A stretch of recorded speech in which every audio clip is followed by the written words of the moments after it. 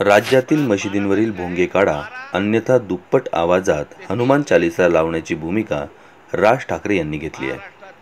3 मे पर्यंत मशिदीवरील भोंगे उतरवले नाही तर हनुमान चालीसा लावूच असा अल्टिमेटमही राज ठाकरे यांनी दिलाय. या विषयाला अनुसरून आम्ही जळगाव शहरातील काही महत्त्वपूर्ण लोकांशी चर्चा केली आहे. यात आम्ही राज ठाकरेंच्या भूमिकेविषयी मत जाणून घेण्याचा प्रयत्न केला आहे. महाराष्ट्रातील अनेक महत्त्वाच्या मुद्द्यांसह महागाईच्या मुद्द्यावरून राज ठाकरे नागरिकांचं लक्ष विचलित करीत आहेत.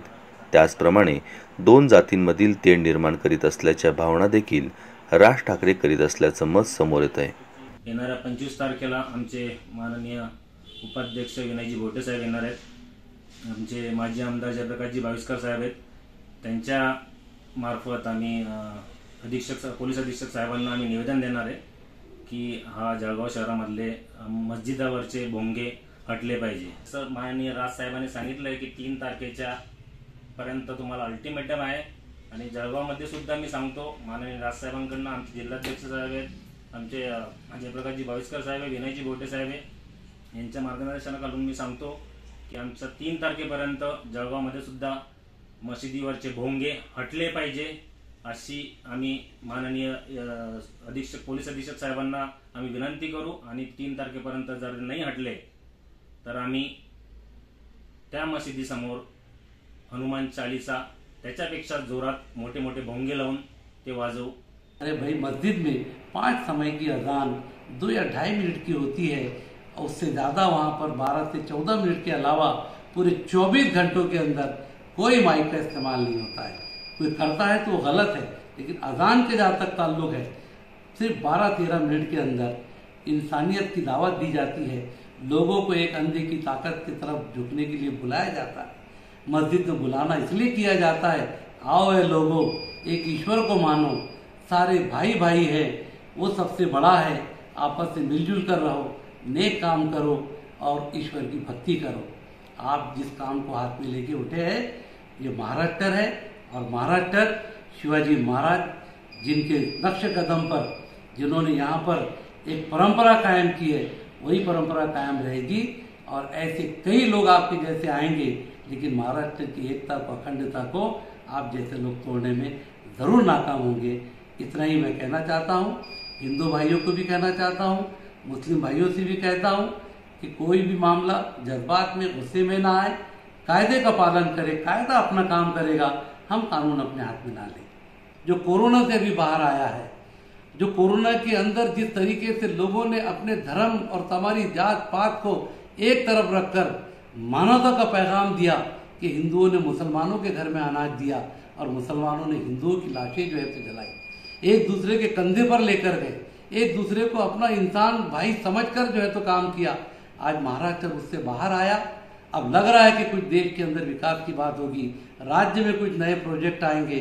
वो तो सब छोड़ दिया आपने तो बात ऐसी की कि एक इंसान जब मुसीबत से बाहर आया, अमन और शांति से अगर राज्य को तरक्की करने का मौका मिलता है तो आप ये भोंगे की बात करके, हनुमान चालीसा की बात करके लोगों को लड़ाने की बात कर रहे हैं, अराजकता फैलाने की बात कर रहे हैं.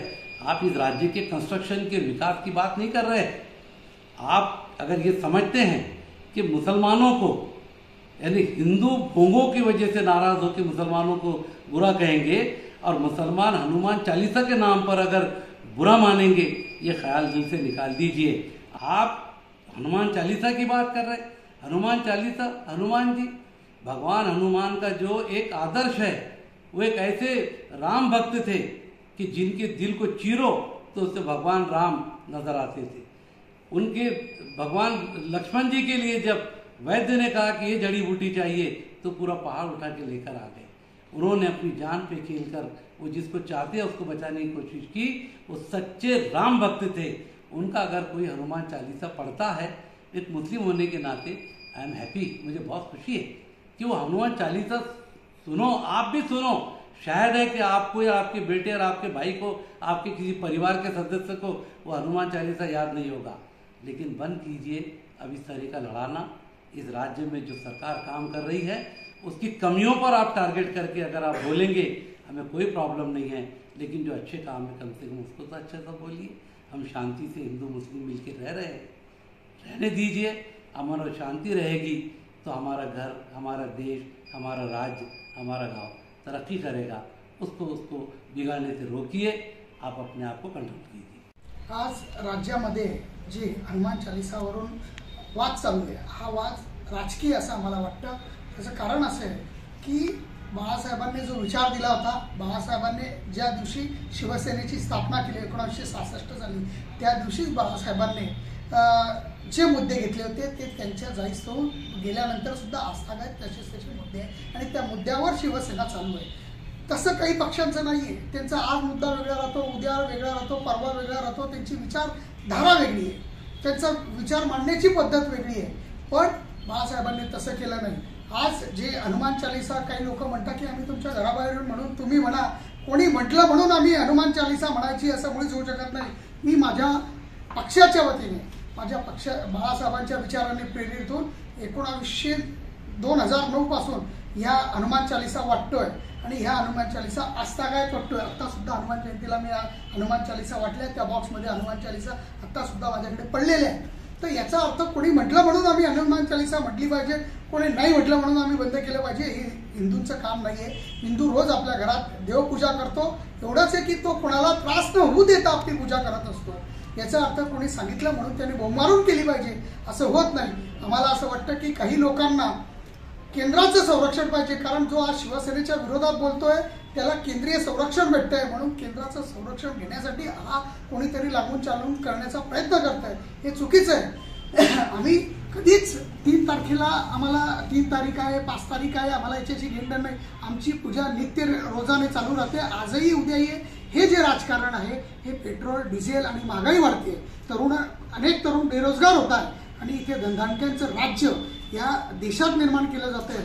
ह्या महागाईच्या मुद्द्यांपासून, तरुणांना बेरोजगारीपासून कुठेतरी भटकवण्यासाठी हा प्रयत्न केला जातोय। म्हणून हा हनुमानाचा मुद्दा असो किंवा इतर मुद्दे असोत हे आणले जात आहेत, भ्रष्टाचाराचे मुद्दे असोत हे आणले जात आहेत। आज खरी देशाला महागाई आणि बेरोजगारीवर बोलण्याची गरज आहे, पण पंतप्रधान असतील किंवा राज्याचे विरोधी पक्ष नेते असतील हे याच्यावर बोलत नाही आणि याच्यापासून भडकवण्यासाठी तरुणांना हे खतपाणी हनुमान चालिसाचं असेल किंवा भ्रष्टाचाराचं असेल हे दिलं जातं। पण खरं महागाई आज 125 रुपये लिटर पेट्रोल आहे, 109 रुपये लिटर डिझेल आहे, जर 1000 रुपयाचा गॅस आहे, या गोष्टीवरून कुठेतरी विचलित करण्यासाठी हे सगळं राजकारण केलं जाते असं माझं मत आहे। आज जे महाराष्ट्रामध्ये भोंगे आणि त्यांच्या याच्यावरून जे पूर्ण रणकंदन चालू झालेलं आहे गेल्या 4-5 दिवसापासून, माझं व्यक्तिशः असं मत असेल की सुप्रीम कोर्टाने भारताच्या असं कुठेही म्हटलेलं नाही आहे की भोंगे हे लावू नये।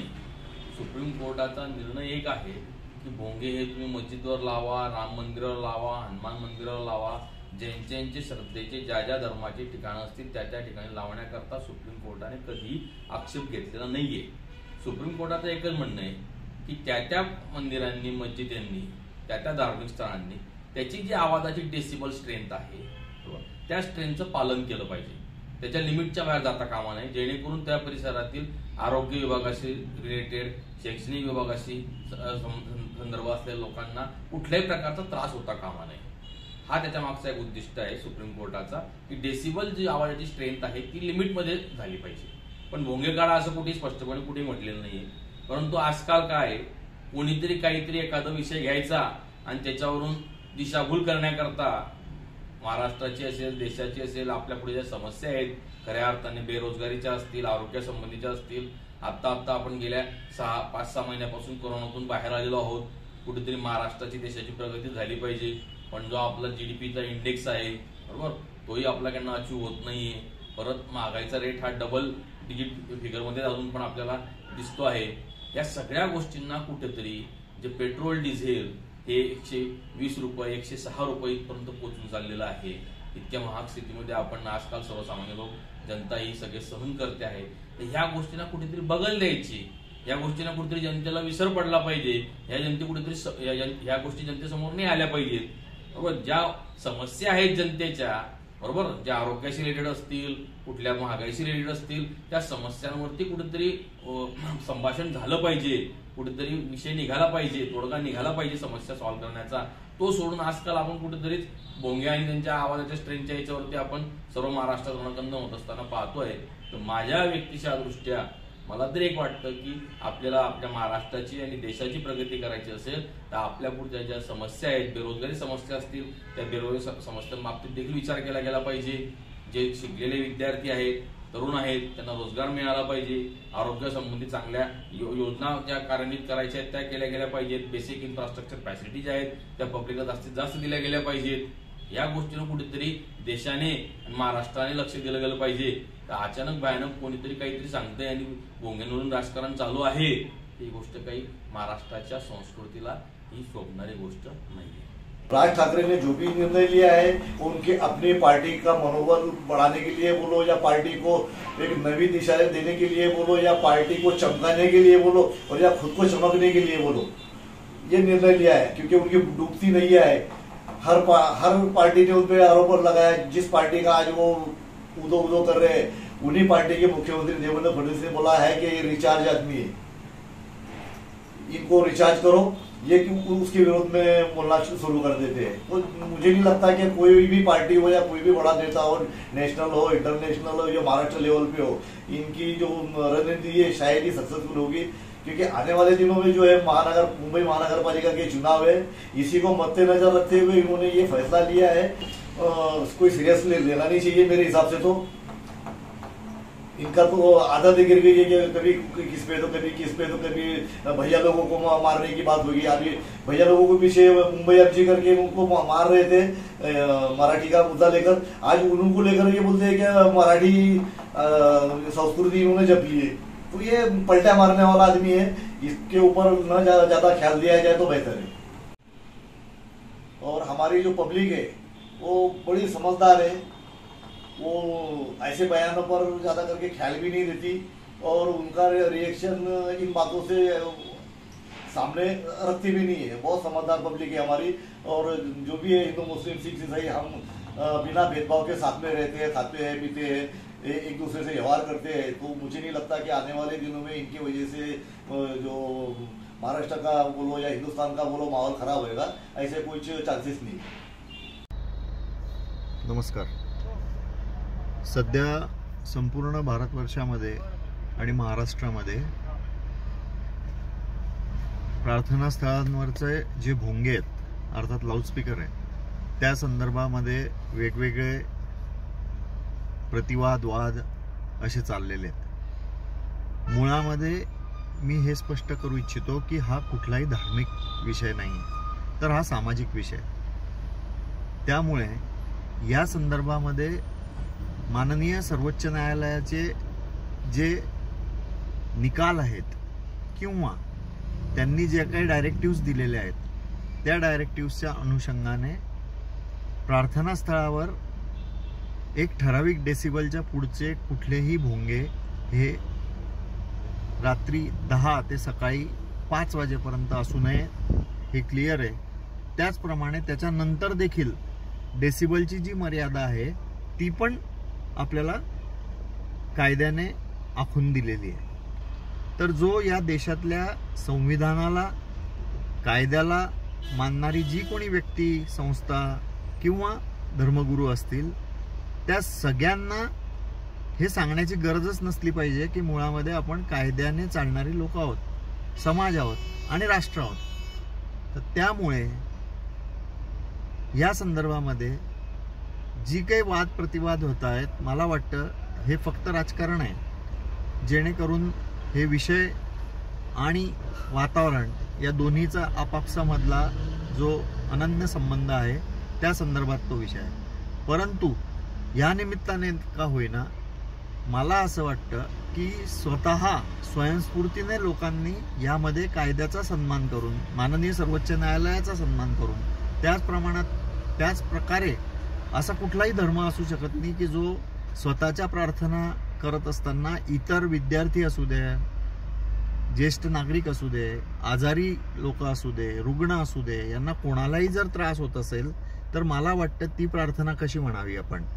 कारण की ती प्रार्थना असूच शकत नाही, ती ईश्वरापर्यंत पोहोचूच शकत नाही अशी आमची स्वतःची धारणा आहे. त्यामुळे आपल्या माध्यमातून पुनश्च एकदा मी सगळ्यांना विनंती करतो की आपण एका अर्थाने स्वतः स्वयंस्फूर्तीने आणि कायद्याचे पाईक आहोत, या अनुषंगाने असे जर कुठलेही भोंगे असतील किंवा असा कुठलाही प्रकार असेल तर तो त्वरित थांबवण्याची स्वतःहून तयारी दाखवली पाहिजे. माझ्या धर्मामुळे कोणालाही कोणताही त्रास होणार नाही याची काळजी प्रत्येक नागरिकाने घेणे आवश्यक आहे असं मला वाटतं.